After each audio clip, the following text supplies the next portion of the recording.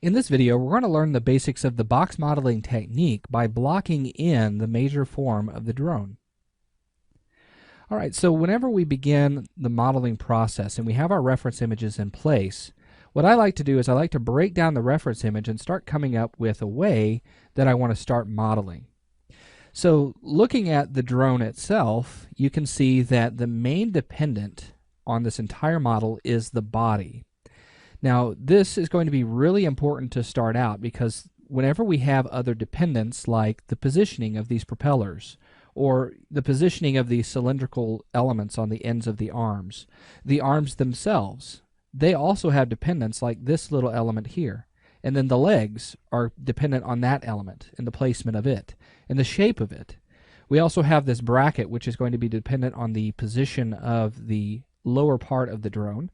And then the camera itself is going to be dependent on that bracket. So you can see that starting off with the main part of the body is going to be the smartest route to getting this finished. Now, it's not saying that it's impossible to do it any other way. I'm just saying that this is going to be the fastest route and probably the easiest to make decisions.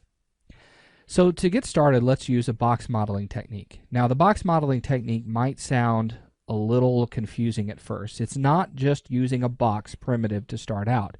You could use a cylinder or any other primitive. It's just a term that we've used for a long time. And what it essentially is starting off with a mass or a primitive shape and then adding segments and pushing and pulling vertices until we get the form that we want. It's a way of building up in a large type of workflow. And I'll explain a little bit more of what that means. So let's get started with it by going to the Create panel. Let's go to Geometry, Standard Primitives. And in this case, I am going to use a box. But again, I tell you, it's not a method that we always use a box. We can use cylinders or spheres or whatever. So I'm going to use the Cube Creation method. And I'm going to go to my front view by hitting F on the keyboard. I'm also going to hit F4 to turn on edge faces, so that way I can see the topology as I'm working. So in this, let's go ahead and left click and drag out a box that is about the size of the drone body. Let's hit Alt X so we can see through that box, and then let's right click to end the box creation process, and then let's grab our move tool and center it up in our view. So I'm going to type in 0 in the X, 0 in the Y, and then in the Z, I'm going to leave it just the way it is. Now let's go to our top view by hitting T on the keyboard. You'll notice that the box is not centered in the actual view. It's centered on the pivot point, but the pivot point for this box is on one of the edges. So what I want to do is I want to center the pivot point of the box in the center of the box. So to do this, let's go to the Hierarchy panel, and then let's go to Effect Pivot Only, and then Center to Object. Notice the pivot point changes. Turn off Effect Pivot Only, and then now we can type in 0 in our Y direction and hit Enter, and then now the box is perfectly centered in 0, 0 in the world space. So now let's right click and convert this box over to Editable Poly. Let's grab Vertex Mode. I'm going to select all of the vertices, and then I'm going to scale those vertices out to the edges here. So to do this, I'm going to scale in all three directions. And I'm going to do this by grabbing right here in the middle of the scale gizmo. So let's left click and drag that out and get it to right about the edges. If you go over, it's fine. It's not a big deal. So now that I have that centered up, let's go back to our front view by hitting F. And then what I want to do is I want to grab my move tool and I want to adjust these vertices. So select around these top sets of vertices. Let's pull this down to the top of the drone in the reference image, and let's do the same thing for the bottom, and let's pull this up. Now I'm going to pull it up to right about here. I'm going to treat this as a different element altogether. So now that I have that, I want to go ahead and get that element. Now I could create another box, and you might be tempted to do that, to shape it and make it two different objects, but we normally want to keep models consistent. We want to make them one shape, if possible. Now, sometimes that's not always possible. So looking at this, I'm going to use a tool called Inset.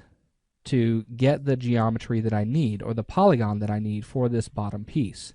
You might be tempted to grab this polygon and then just extrude it, but the problem with that is that it extrudes it straight out from here. But if you'll notice on the reference image, it's inset a little bit, and then it extrudes down. So let's do that. With that polygon selected on the bottom, let's use the inset tool, and you'll see that it doesn't appear anything has happened. But if I go to my bottom view by hitting B on the keyboard, you'll see that it has inset, or created a polygon on the inside of the selected polygon that I had before. Now I can inset this by group. Now this inset method is only helpful if you have multiple polygons selected. So if you use by group or you use by polygon, it doesn't matter with a single polygon selected. Now we have the inset amount, which I can begin to adjust, and I'll pull this up to right about, let's go in just a little bit further, maybe right about here is where it looks like it begins. And so I'm going to do a nice round number of 10 just to make it easy, and then we'll hit OK. Now that's created the polygon that we need to extrude down. So here what I'm going to do is use the extrude tool. Let's use the settings here, and you'll see now I also have an extrusion method parameter, which again, it's group, local normal, and by polygon. We'll be talking more about those as we go along. Now the next parameter that I have is the height. So this will adjust how much we extrude. Now if I go in a negative direction, that's going to create a concave shape. If I push this in a positive direction, it'll create a convex shape. In this case, it's extruding outward, and so I want to use this value of 11. Now if yours is not exactly that amount, you don't have to worry about that. Just go ahead and get it close to here. Let's go ahead and hit OK on that, and then I need to scale things in just a little bit, because you can see that this is coming straight down, whereas on the reference image it's slightly diagonal. So let's go to vertex mode. Let's select these vertices here, and then I'm going to use the scale tool again, and I'm going to scale in all three directions. So scale this in, and there we go. So what we've just done is we've blocked in the major form of the body itself. Now at this point, the next challenge is going to be the arms. The arms come out in 4 different directions. It could be a little difficult to model all of those, and there are a lot of details that are very, very similar. So what 3ds Max has to offer is modifiers to make the modeling process easier, and I'm going to show you how to use those in the next video.